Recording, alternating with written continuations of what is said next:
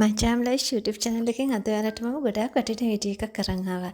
ඉතින් හැමෝම කැමති ලස්සනට කෙස් ටික නිරෝගීව තියාගන්න. ඉතින් ගොඩක් වෙලාවට දැන් කෙස් යනවා, ඒ වගේම අග පැලෙනවා, ඉතින් දුර්වර්ණ වෙනවා. අපි හිස කෙස් ලස්සන කරගන්න කියලා විවිධ දේවල් කරනවා. ස්ට්‍රේට් කරනවා, රිබන් කරනවා, ඒ වගේම කලර් වර්ග කරනවා. ඉතින් එහෙම කරපු කෙස් වලට අහිතකර බලපෑම් වැඩි. ඉතින් ටික දවසක් තියෙනකොට අලංකාරය සඳහා කරපු දේ ඉවත් වෙලා ගියාට පස්සේ කෙස් ගොඩාක් දුර්වල වෙනවා. ඉතින් එහෙම හිස කෙස් වලටත් මේ තෙල් එක ගොඩාක් වටිනවා. ඔයාලා කොයි කවුරුත් දන්නවා. ඉතින් කොමාරිකා කියන්නේ සමට වගේම හිස කෙස් වලටත් ඉතාමත්ම ගුණදායකයි කියලා. ඒ වගේම තමයි කළුදුරු. කොමාරිකාවලයි කළුදුරු වලයි ගුණ ඉස්මතු වෙන්න තමයි අද මම මේ තෙල් එක හදන්නේ. ගොඩක් ಜಾති ගන්නෙ නැහැ. ඉතින් මේක සතියක් දෙකක් ගාලා බලනකොට ඔයාලටම තේරෙයි වෙනස. කෙස් වල තියෙන ප්‍රශ්න ගොඩාක් අඩු වෙනවා. ඉතින් අපි යමු දැන් හදාගන්නදී බලන්න. මීට කලින් මම කරපු වීඩියෝ එකේ කළේ මේ පොල් තෙල් ටික හදාගන්න විදිය ගෙදරම පහසුවෙන්.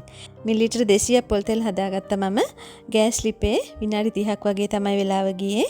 ඔයාලටත් පුළුවන් බලන්න බැරි වුණා නම් බලන්න මේ වීඩියෝ එක මම පල්ලෙහා ඩිස්ක්‍රිප්ෂන් එකේ ඒකේ link එක දාන්නම්. ඉතින් මේ හදාගත්ත පොල් තෙල් ටිකෙන් තමයි අද මම මේ තෙල් එක හදාගන්න යන්නේ. ඔයාලට ඉතින් එහෙම හදාගන්න බැරි වුණා නම් කඩේ තියෙන සුදු පොල් තෙල් ගන්න පුළුවන්. වර්ජින් පොල් තෙල් එක ගන්න තියෙනවා නම් ගොඩාක් හොඳයි. එහෙම නැත්නම් පිරිසිදු සුදු පොල් තෙල් ටිකක් අරගන්න. ඉතින් මම කොමාරිකා අයිති දෙකක් අරගෙන ආවා. ඉතින් ලොකු කොමාරිකා අයිති දෙකක් හෝ තුනක් අරගන්න. තුනක් ගතත් කමක් නැහැ. ඊට පස්සේ ඒක හොඳට සෝදගෙන ඇවිල්ලා මේ විදිහට මම ටිකක් ලොකු කෑලි වලට කපාගෙන ඔයාලට මම පෙන්නන්නම් කොමාරිකා මැදේ අයින් කරගන්න ලේසිම විදියක්. මේ විදිහට රෝලින් පින් එකක් තියෙනවා නම් පිරිසිදු ලෑල්ලක් හරි මොකක් හරි මේ වගේ ෆ්ලැට් එකක් උඩ තියලා මේ විදිහට තද කරපුවාම ගොඩක් තද කරන්න ඕනේ. හැබැයි තද කරලා මේ විදිහට රෝල් කරනකොට කොමාරිකා මැදේ එනවා එළියට. වතුර මිශ්‍ර කරගන්නේ නැතුව මේ මැදේ විතරක් දාගන්න බලන්න භාජන පිහදලා අරගන්න. ඊට පස්සේ මේ විදිහට කොමාරිකා මැදේ අයින් කරගන්න පුළුවන් ජෙල් එක. අනිත් එක තමයි මේ තෙල් එකේ තියෙන විශේෂත්වය මේක ඔළුවේ ගෑවම ඔයාලට සැර ගඳවල් සුවඳවල් එහෙම එන්නේ නැහැ. ඉතින් එහෙම වුණාම ඉන්න බෑනේ ගාගෙන.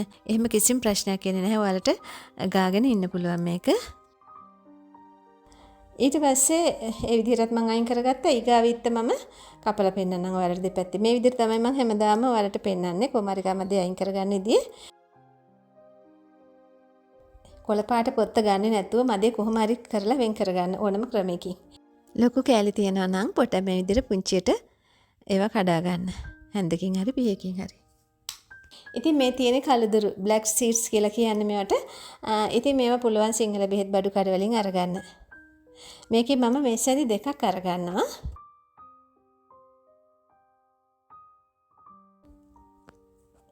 ඉතින් මේ තියෙන්නේ හදාගත්ත සුදු පොල් තෙල් ටික.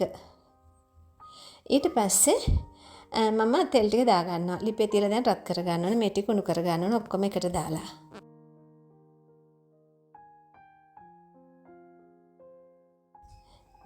ඊට පස්සේ තෙල් රත් වීගෙන එනකොට මම මේකට එකතු කරගන්නවා කොමාරිකා මැද ටික.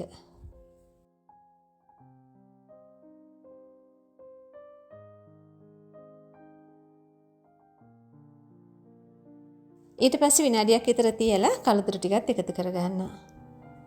තව දෙයක් කියන්න ඕන. ඔයාලට ඕන නම් මේකට පුළුවන් උළු හාල් ටිකක් එකතු කරගන්න. උළු හාල් මේස හැන්දක් විතර.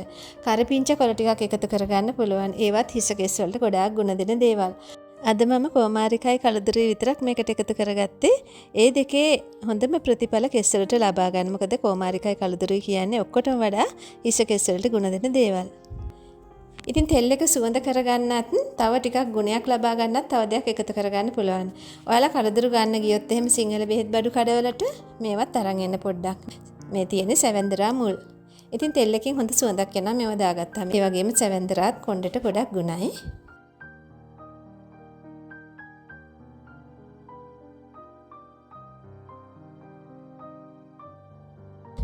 තෙල් එක දැන් විනාඩි 3ක් විතර උතුරනවා. මම මේකත් එකතු කරගන්නවා.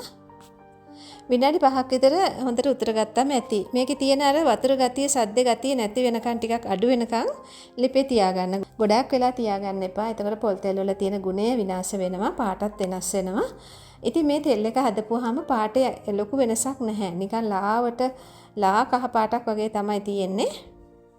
අපි උළු හාල් කරපිංචා වෙනත් જાති දැම්මොත් එහෙම තෙල් එක කහම කහ පාට වෙනවා. ඒ වගේම තමයි ඉතින් උළුහාල් කරපිංචා වලින් ටිකක් අර අපිට සැර සුවඳක් එනවා.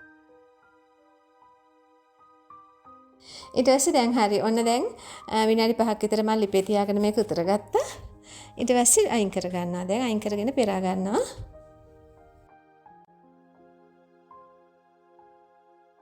ඉතින් මේ සැවැන්දරා මුල් වල එහෙම ගොඩාක් තෙල් තියෙනවා. ඉතින් ඒවා පුළුවන් නෙවුනට පස්සේ අත් දෙකේ ගාගෙන ඒවත් ඔළුවේ ගා ගන්න.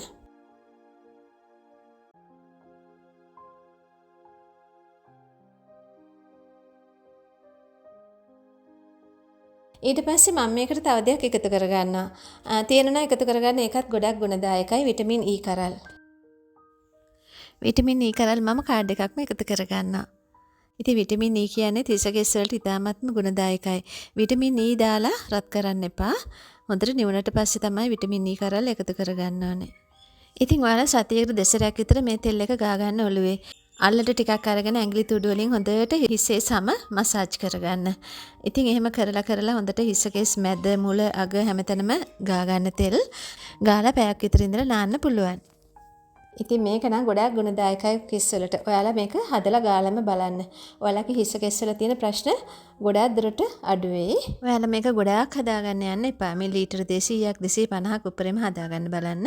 මොකද කොමාරිකා එහෙම කියන්නේ ටිකක් වතුර ගතිය වැඩි දෙයක්. ඉතින් අපි ලිපේ තියලා කොච්චර මේක උණු කරගත්තත් ගොඩාක් කල් තියුවොත් එහෙම ටිකක් නරක වෙන්න බලයි තෙල් එක. ඉතින් මගේ වීඩියෝ එක ඔයාලට වටිනවා නම් ලයික් එකක් දාලා ඔයාලගේ අදහස් ලියන්න කමෙන්ට් සෙක්ෂන් එකේ. ඉතින් ඔයාලට my chamlife YouTube channel එකට තාම subscribe එකක් දාලා එකතු වෙන්න බැරි වුණා නම් පල්ලෙහාදී subscribe button එකත් click කරලාම වීඩියෝ එක අවසන් කරන්න. ඉතින් ගිහින් එන්නම් සුබ දවසක් ඔයාලා සියලුම දෙනාට.